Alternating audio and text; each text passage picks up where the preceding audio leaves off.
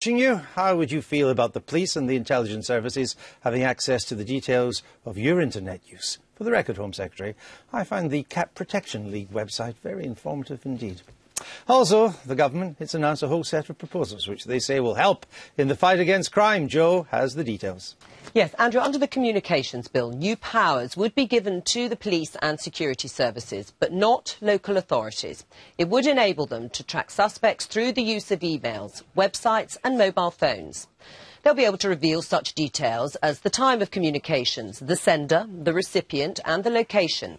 Basically the when, who and where of their inquiries.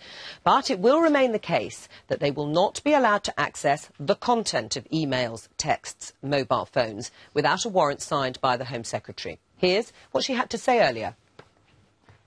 This is all about making sure that the police and the security service can continue to catch criminals and stop terrorists. At the moment, what they're able to do is to get access to what's called communications data.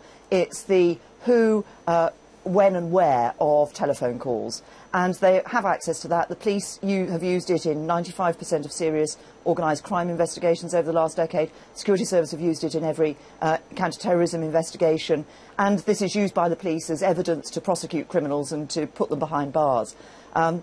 But in the new world, people communicate in different ways. They're no longer using telephones, mobile telephones. They communicate over the internet. So we want to update the ability that the police and security service have access to this communications data. It's not about the content. It's not about reading people's emails or listening to their telephone calls. This is purely about the communications data, which is the information about who, when and where made these communications. And as I say, it's about ensuring we can catch criminals and stop terrorists. That was the Home Secretary. We're joined now by one of her many ministers, the Home Office Minister James Brokenshire, and the Conservative MP David Davis, who is not one of her ministers. Welcome to both of you. The Home Secretary says that she needs this to fight crime. Well, she's wrong. I mean, look, if you are a burglar's captured and he's convicted on the basis of evidence found in his house of stolen materials, that happens quite a lot. Doesn't mean his next-door neighbour should have his house searched without a warrant, which is the sort of logic of this. There are, of course, important times when the state needs access to where you are, what your emails, who they are to and from. But if it's really important, they should get a warrant. They should get a judge to issue the warrant, as he would to search a house. Why don't you do that? Why don't you get a warrant? Well, to take David's point on, this is actually about nuts and bolts policing, on the ensuring that the police are able to know who is communicating with whom, as they do at the moment with mobile telephones, with fixed line, and also on some of the internet traffic that takes place. That is not with warrants at the moment. If you are seeking to gain the information on what you are saying, yes, that is warranted. But at the moment, there is oversight with the Interception of Communications Commissioner and ensuring that any decisions are made at a significant level to give that assurance. If you want to tap my phone, do you need a warrant? If it's a wiretap, actually listening to what you're saying, yes, it is, because of the intrusive nature. So if you want to know where I'm going on the internet, shouldn't you need a warrant? Well, it's a different level of intrusion, and therefore it is a separate system that we have for this, with a senior officer making that decision, and it has to be based on the fact that it's in the investigation of crime, it has to be for the protection of an individual life, and that system itself is overseen by a commissioner. So it's not that there aren't safeguards, there are safeguards, and it's a different type of system that operates. Firstly, you have one policeman giving permission to another policeman. I'm afraid I don't find that particularly satisfactory. Secondly, the commissioner's oversight. How many commissioners' staff are there? Well, one of the things that we are looking at as part of the bill is to strengthen that because of the nature of what's actually going on. The point of this question is this.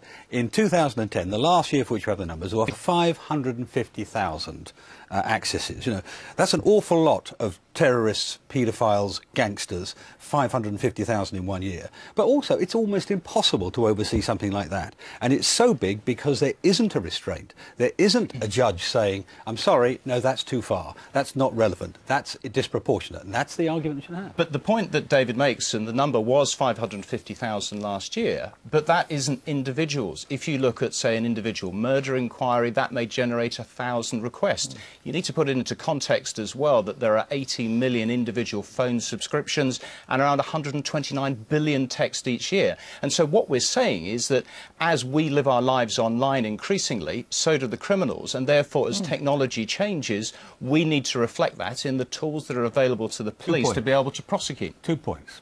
The FBI, in a country 6 times as big as us, had 14,000 equivalent applications in the same year as the 550,000. That puts it in context how much we overuse this already.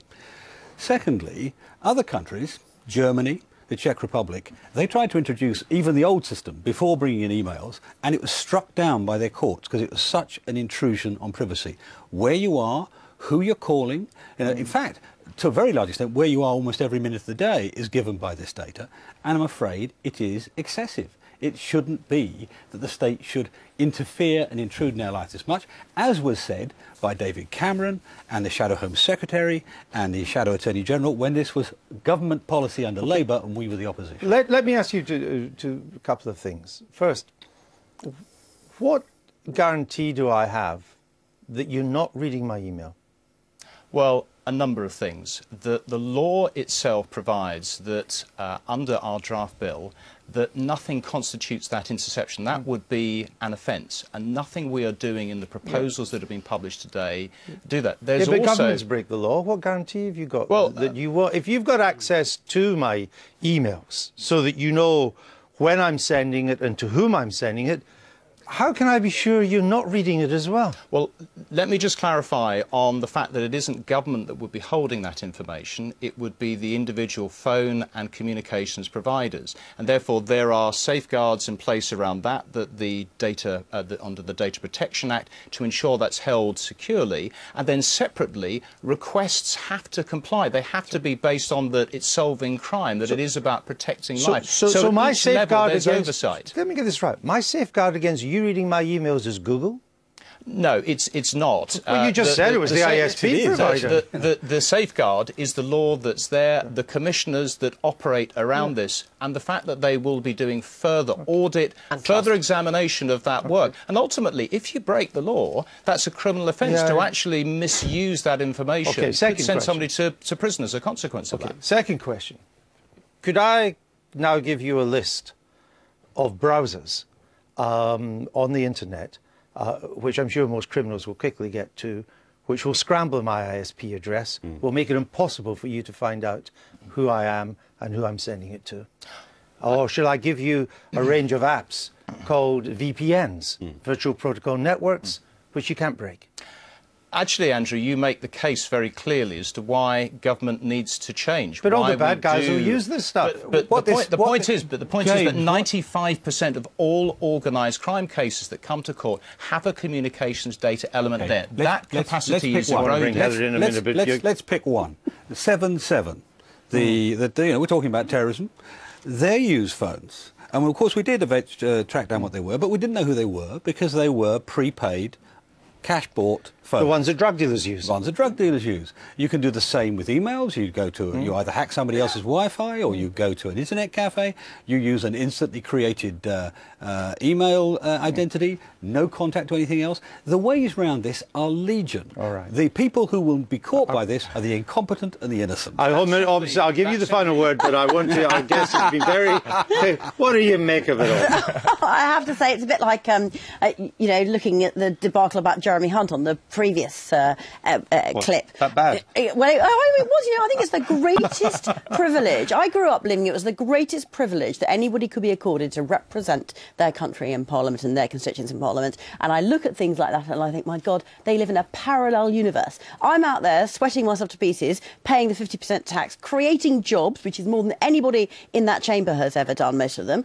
And most of them haven't even had a commercial job, to be honest, including the Prime Minister, who I think had one brief commercial job. I got that, but I'm a bit of a loss to what this has got to do with emails. No. So go back. Well, you've lost me here. Let's go straight to the Prime Minister on emails then. I bet you that he changes his mind about this kind of thing when he reads acres of print about his text messages with Rebecca Brooks. That's possible, isn't it? And boy, are they banal. Or he may say, Of course, well, if all mine have been out there, so yours can be out there. Really, do we not have better things to do with our legislative time? In all seriousness, you know, the Leveson inquiry, this kind of thing, you know, we need to be pursuing an agenda for jobs and growth, and none of that seems to me to be happening.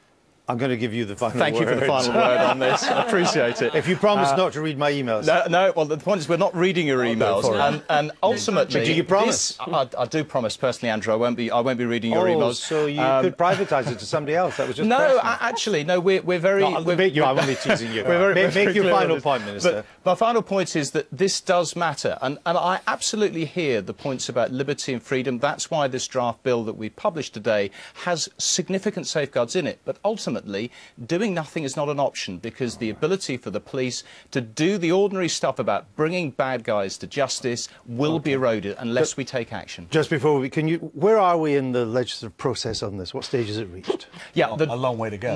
There's a long way to go. Let me just briefly. Draft bill published today. There will be oversight by a joint committee of the House of Commons and the House of Lords. That's expected to report back at the end of the year. And our Scottish then we'll viewers, are they covered by this? It is a UK-wide piece of legislation. It's everybody. Yes. So the viewers arrive just in time. You can't get out. You can't escape. They're moving back to Scotland. Thank you very much. Here's one for Heather.